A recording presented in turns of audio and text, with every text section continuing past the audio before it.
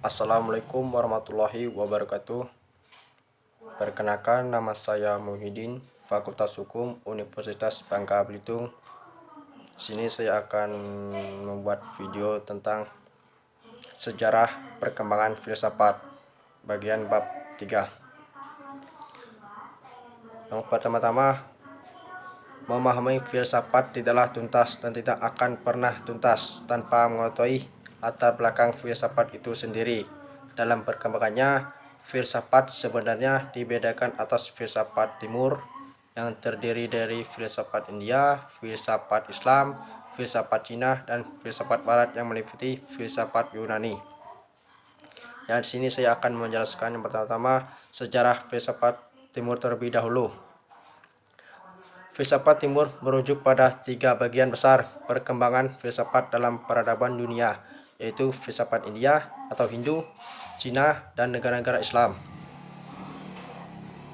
Filsafat India dipandang sebagai salah satu tonggak peradaban tertua di dunia yang ditandai dengan ditemukannya situs di sekitar lembah Sungai Indus. Imigrasi besar-besarnya yang dilakukan suku bangsa Arya dari utara India yang masuk ke lembah Sungai Indus antara 1700 sampai 1400 Masehi menandai suatu perubahan penting dalam sejarah filsafat India.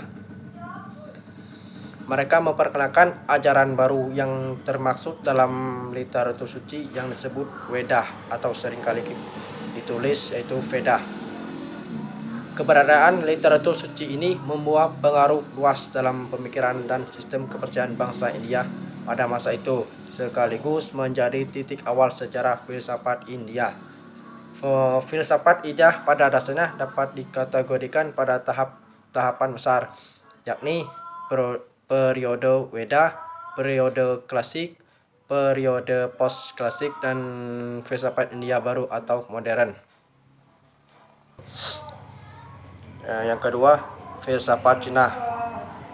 Pada awal abad ke-8 sampai dengan abad ke-5 sebelum Masehi, kerangka dominan yang ditetuskan dalam masyarakat Cina yaitu berpusat pada 5 anasir alam seperti api, kayu, air, logam, dan bumi.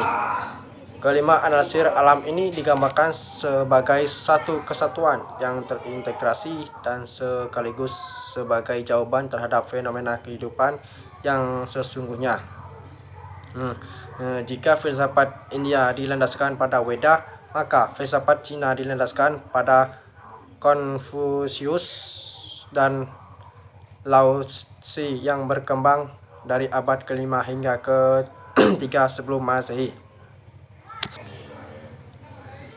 Feng Yulan mencatat bahwa orang umumnya menilai di Cina terdapat 3 agama besar, yakni Konfusianisme, Taoisme, dan terakhir Buddhisme.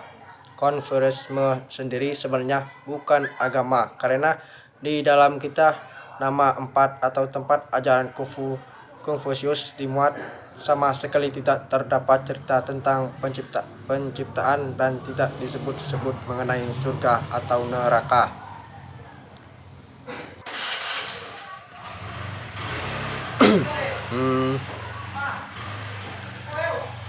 Kemudian untuk istilah Taoisme memang dapat diartikan sebagai filsafat atau sebagai agama. Keduanya tidak hanya berbeda, bahkan bertentangan. Taoisme sebagai filsafat mengajarkan agar manusia mengikuti alam, sedangkan Taoisme sebagai agama mengajarkan agar manusia menentang alam. Dalam uraian dibuat, Taoisme lebih dipandang sebagai ajaran filsafat. Selanjutnya, yang kedua, membahas sejarah filsafat Islam. Yang pertama kan sejarah filsafat Barat. Dalam sejarah filsafat Islam, istilah filsafat Islam sendiri masih dipertanyakan ketepatannya. Persoalan ini muncul karena ada di antara filsuf yang digolongkan sebagai pemuka filsafat Islam ternyata ada yang tidak beragama Islam. Alasan yang serupa juga diberikan untuk menolak penyebutan filsafat Arab. Banyak antara filsuf itu yang justru berasal dari negara-negara di luar Arab, dan karya-karya mereka pun ada yang tidak ditulis dalam bahasa Arab. Al-Ikhwani menyebutkan beberapa istilah alternatif yang pernah dikemukakan pada ahli seperti filsafat negara-negara Islam atau filsafat di dunia Islam. Pengistilahan filsafat Arab dalam beberapa literatur yang lain dilandaskan pada realita bahwa filsafat Arab filsafat Arab dikembangkan di Timur Tengah, di mana filsafat Islam juga dimulai. Kekhawatiran bahwa campur aduknya filsafat Arab dengan filsafat lainnya sebagai akibat adanya intervensi filsafat Yunani dan rohani kuno juga sesuatu yang tidak dapat dihindarkan. Demikian juga halnya dengan filsafat Islam.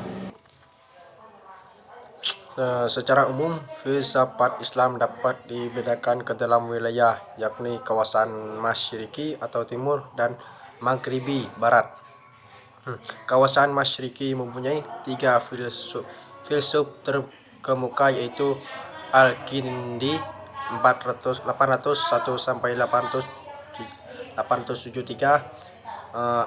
Kedua itu Al-Farabi 870 sampai 950, dan terakhir itu Ibnu Sina 980 sampai 1037. Satu nama lain yang kiranya patut ditambah dari kawasan ini adalah Al-Ghazali 1058 sampai 1085. Untuk kawasan Maghribi terdapat tokoh-tokoh Ibnu Bajjah akhir abad ke-11 sampai 1138.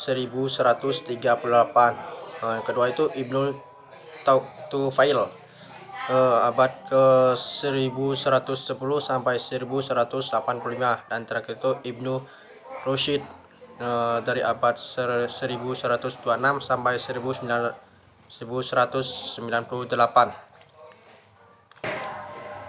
Dalam kawasan Masyriki muncul sekitar 2 abad lebih dahulu dari kawasan Maghribi. Pusat peradaban Islam di bagian timur telah berpindah dari Madinah ke Damaskus di bawah pemerintahan Bani Umayyah.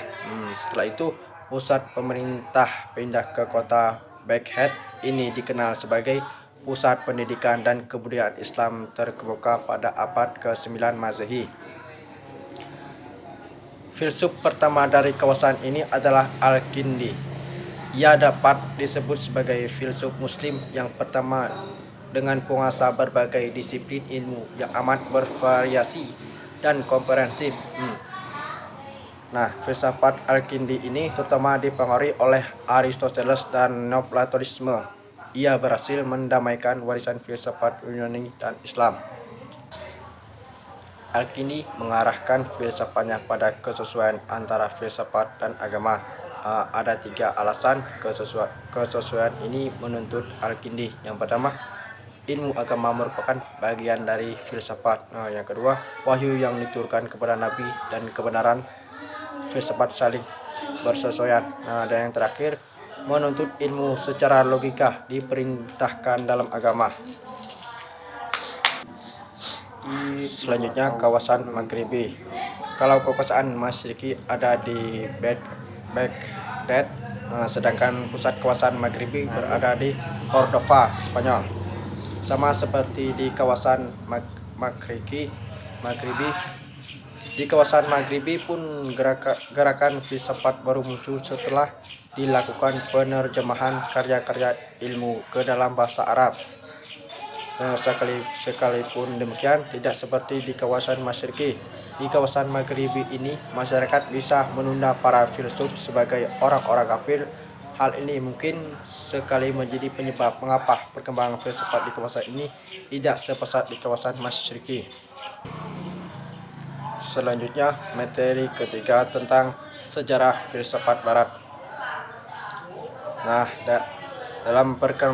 Dalam perkembangan sejarah filsafat barat dapat dibedakan dalam beberapa periode sejarah yang bermula dari filsafat Yunani kuno sampai pada filsafat abad kedua. Filsafat barat sekalipun baru muncul belakangan dibandingkan filsafat timur, dalam kenyataannya mengalami perjalanan yang lebih intens. Dalam perjalanan itu, filsafat barat ternyata tidak berhenti pada filsafat sebagai pandang hidup belaka, tetapi berhasil menumbuhkan dan mengembangkan ilmu-ilmu modern, termasuk metodenya yang kemudian disebarluaskan di seluruh dunia. Sejak masa filsuf alam sampai berakhirnya abad pertengahan, ada identifikasi antara filsafat dan ilmu. Baru pada abad ke-16 dan 17 muncul revolusi ilmu di Eropa. Dengan revolusi itu mulai ada pemilahan yang lebih tegas antara filsafat dan ilmu-ilmu lain pada umumnya. Selanjutnya, adapun pokok-pokok pikiran filsafat barat dibedakan atas zaman kuno, abad pertengahan, zaman modern, dan terakhir zaman postmodern. Sekian dari presentasi dari saya, semoga bermanfaat. Terima kasih.